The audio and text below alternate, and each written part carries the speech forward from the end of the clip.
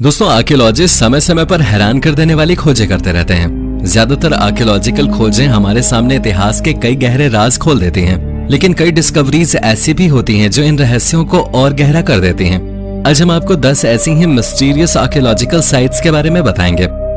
Number 10, ज़ोमिनथॉस crate. Greece की ज़ोमिनथॉस एक बेहद रहस्यमय आर्कियोलॉजिकल साइट है। यहाँ 3100 से 1050 बीसी के समय तक मिनोअन्स लोग रहा करते थे। मिनोअन्स को यूरोप की पहली एडवांस सिविलाइजेशन माना जाता है।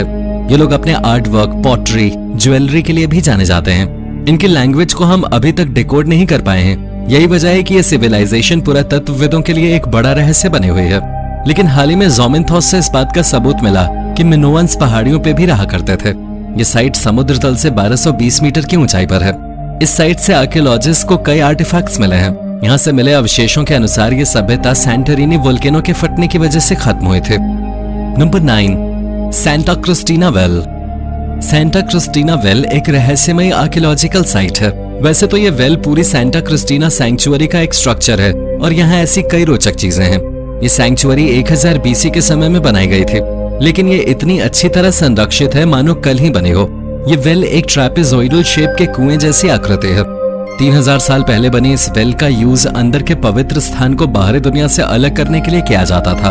प्राचीन समय में इस कुएं का इस्तेमाल रिचुअल एक्टिविटीज के लिए किया जाता रहा होगा, लेकिन साइंटिस्ट आज भी ये नहीं जानते कि वो यहाँ किस तरह की रिचुअल एक्टिविटीज किया करते थे। कुछ लोगों का कहना है कि इस कुएं का इस्तेमाल अंतरिक्ष की गतिविधियों को ऑब्जर्व करने के लिए किया जाता था, लेकिन ये कितना सच है ये कोई नहीं जानता। Number 8, कीटलहोयुक settlement. तुर्की के कीटलहोयुक सेटलमेंट की खोज के बाद वैज्ञानिकों को यकीन है कि वो न्यूलिथिक एरा के कई अन्य रहस्य सुलझा सकते हैं। एक्सपर्ट्स का मानना है कि ये सेटलमेंट इंसानों द्वारा बसाया गया पहला सेटलमेंट है। यूनेस्को वर्ल्ड हेरिटेज साइट्स में ये सबसे महत्वपूर्ण आर्कियोलॉजिकल साइट है। इसे 1960 के दशक में जेम्स मिलार्ट नाम के एक ब्रिटिश आर्कियोलॉजिस्ट ने खोजा था और आज भी पुरातत्वविद हर दिन यहाँ नए और महत्वपूर्ण आर्टिफैक्ट्स खोज रहे हैं। आर्कियोलॉजिस्ट का मानना है यहाँ लगभग 3000 बीसी यानी आज से लगभग 5000 साल पहले से इंसान रह रहे हैं। इस जगह पर कई अलग अलग समुदाय के लोगों ने निवास किया, फिर चाहे वो हित्तीज हों या पर्शियंस या फिर रोमन्स। लेकिन इन सबसे सालों पहले न्यूलिथिक एरा में यहाँ 7100 बीसी के समय में लोग रहा करते थे। ये लोग मिट्टी के घर बनाया करते थे। आर्कियोलॉजिस्ट का कहना है घरों के बीच उस समय यहाँ कोई स्ट्रीट नहीं थे। लोग छतों से ही एक जगह से दूसरी जगह आया जाया करते थे। नंबर 7, मेसा वर्दे। मेसा वर्दे नेशनल पार्क में 4700 से भी ज्यादा आर्कियोलॉजिकल साइट्स हैं। इनमें 600 से भी अधिक क्लिफ ड्वेलिंग्स हैं और ऐसा माना जा रहा है कि इन्हें 550 से 1300 एडी के दौरान बनाया गया था। ऐसा कहा जाता है कि इन लोगों ने अमेरिका में लगभग 700 सालों तक जीवन यापन किया और फिर 1200 में अचानक गायब हो गए। वैज्ञानिक आज भी हैरान है कि यहाँ रहने वाले लोग इतनी समृद्ध सभ्यता को छोड़कर क्यों गए। वैज्ञानिकों का अनुमान है कि ये लोग शायद मेक्सिको में जाकर बस गए होंगे, पर ये सिर्फ अनुमान है और हम आज भी इन लोगों के बारे में ज्यादा कुछ नहीं जानते और न ही इन लोगों के उस समय के एक एडवांस शहर को छोड़कर जाने की कोई वजह दिखाई दे रही है। आज भी इस साइट के अवशेष वेल प्रिजर्व्ड हैं और हर साल यहाँ हजारों विजिटर्स आते हैं। Number 6, old Pharaonic city. पिछले 200 सालों में आर्कियोलॉजिस्ट ने इजिप्ट के लगभग सभी हिस्सों का एक्सकवेशन कर लिया है और यही वजह है कि ज्यादातर लोग सोचते हैं कि इजिप्ट में सब कुछ खोज लिया गया है, पर ऐसा नहीं है। अप्रैल 2021 में आर्कियोलॉजिस्ट ने लग्जर में एक पूरी की पूरी फिरौनिक सिटी खोज निकाली। ये शहर लगभग 3000 साल पुराना है और रेत के अंदर दफन होने की वजह से बहुत अच्छी तरह संरक्षित थे। यहाँ पर मिट्टी की ईंटों से बने घर हैं जिन्हें एक कतार में सलीके से बनाया गया था। इस साइट पर कई एंशिएंट आर्टिफैक्ट्स के साथ साथ टूल्स भी मिले हैं। ये शहर किंग आमेनहॉटेप III के समय बनाया गया था। आर्कियोलॉजिस्ट का कहना है कि ये तूतनखामुन की कब्र के बाद इजिप्ट की सबसे महत्वपूर्ण खोज है। नंबर 5, मिस्टीरियस साइट इन जॉर्डन। जॉर्डन की ये साइट एक्सपर्ट्स के लिए एक बड़ी मिस्ट्री है। यहाँ करीब 100 से अधिक मोनोलिथ स्टोन्स पाए गए हैं। कुछ लोग इस जगह को जॉर्डेनियन स्टोनहिंज भी कहते हैं। एक्सपर्ट्स आज भी ये पता लगाने की कोशिश कर रहे हैं कि ये साइट क्यों इस्तेमाल की जाते थे।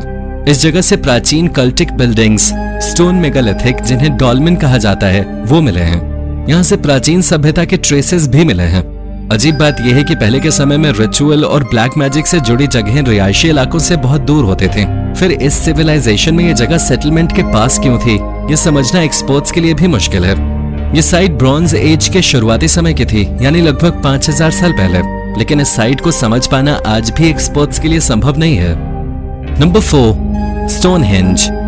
पुरातत्वविदों ने ब्रिटेन के मशहूर और रहस्यमय स्टोनहेंज के पास नए रोड टनल की खुदाई के दौरान प्राचीन इतिहास का दरवाजा खटखटा दिया है।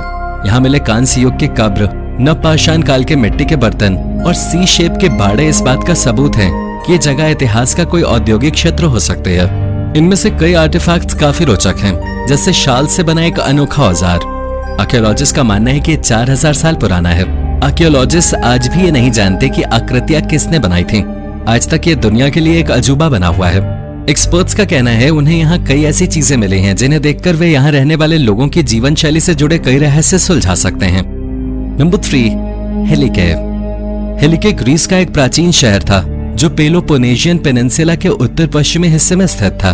ब्रॉन्ज एज में खोजा गया हेलिके इकोनॉमिकल, रिलीजियस और कल्चरल सेंटर था। ये लोग पोजिडॉन नाम के देवता को मानते थे। ये समुद्र और अर्थक्वेक के देवता थे और आप जानकर हैरान हो जाएंगे कि यह हिस्सा शहर का सबसे एक्टिव अर्थक्वेक जोन था। 373 बीसी में एक रात अचानक ये पूरा शहर जलमग्न हो गया। उस समय के लोग ऐसा मान रहे थे कि ये गॉड पोजिडॉन की सजा है। शायद भूकंप और उसके बाद आई सुनामी की वजह से ये पूरा शहर समुद्र में डूब गया था। सिर्फ कुछ ऊंची इमारतों का ऊपरी हिस्सा नजर आ रहा था। उस समय के रिकॉर्ड्स की माने तो समुद्र में गॉड पोजिडॉन का स्टैच्यू दिखाई देता था। कई बार तो मछुआरों के जाल भी इसमें फंस जाया करते थे। फाइनली 2001 में ये शहर दोबारा दिखा, पर 2012 में ये कंफर्म हुआ कि ये हेलिके है। यहाँ खुदाई का काम जारी है और शायद अब हम जल्द ही पता लगा पाएंगे कि ये प्राचीन शहर कैसा दिखता था। नंबर 2, मॉन्टगमरी। 1861 में खोजी गई ये साइट सी लेवल से 3314 मीटर ऊपर स्थित एक सोने की खान थी। ब्रेकनरिज से 21 किलोमीटर दूर स्थित इस साइट में करीब 1000 नागरिक रहते थे। यहाँ अपने समय में काफी समृद्ध सभ्यता थी और यहाँ सैलून, होटल जैसी जगहें भी थीं। 1860 में धीरे धीरे यहाँ से सोने की उत्पत्ति खत्म होने लगी, इसलिए लोग भी दूसरी जगहों पर जाकर बसने लगे। मॉन्टगमरी में चांदी की खोज से कुछ लोग यहाँ रुके हुए थे और ये सभ्यता पूरी तरह खत्म नहीं हुई थी। लेकिन 1893 में इस बहुमूल्य धातु की कमी के बाद से लोगों के पास यहाँ रुकने का कोई खास कारण नहीं बचा था। 19वीं सदी की शुरुआत तक ये जगह पूरी तरह वीरान हो चुकी थी और अंत में 1957 में सिटी ऑफ कोलोराडो ने इस जगह को खरीदकर इसे जानबूझकर जलमग्न कर मॉन्टगमरी रिजर्वॉयर बना दिया। आज के समय नग्न आंखों से आप बस इस लेक और इसके आसपास के कुछ बिल्डिंग्स को ही देख सकते हैं। इस जगह को देखने पर आपको बिल्कुल नहीं लगेगा कि यहाँ कभी कोई सिविलाइजेशन भी थे। नंबर 1, ज़ैनतू। चीन की ग्रेट वॉल के उत्तर में और बीजिंग से 350 किलोमीटर दूर स्थित है प्राचीन चीनी साइट ज़ैनतू, जिसे शैंगडू भी कहा जाता है। ये जगह मंगोल रूलर कुबलाई खान के समय की राजधानी थी। इसी साइट पर कुबलाई खान ने युआन वंश की भी स्थापना की थी, जिसने करीब 100 सालों तक शासन किया। नॉर्थ एशिया में तिब्बती बौद्ध धर्म के प्रचार प्रसार में इस साइट का काफी बड़ा रोल था, जो कि आज भी कई जगहों पर माना जाता है। ये प्राचीन चाइनीज फेंग शुई स्टाइल में बना हुआ था। इस साइट पर कई धार्मिक स्थल थे, मकबरे, खानाबदोश शिविर और कैनाल्स पे थे। मार्को पोलो 1275 में ज़ैनतू आया था और उसने यूरोपीय लोगों को यहाँ की समृद्ध सभ्यता के बारे में बताया। 1369 में इसे जू युआन जियांग ने जीत लिया। अलग अलग कल्चर्स के बीच फ्यूजन की वजह से 2012 में इसे यूनेस्को की तरफ से वर्ल्ड हेरिटेज साइट का दर्जा दे दिया गया।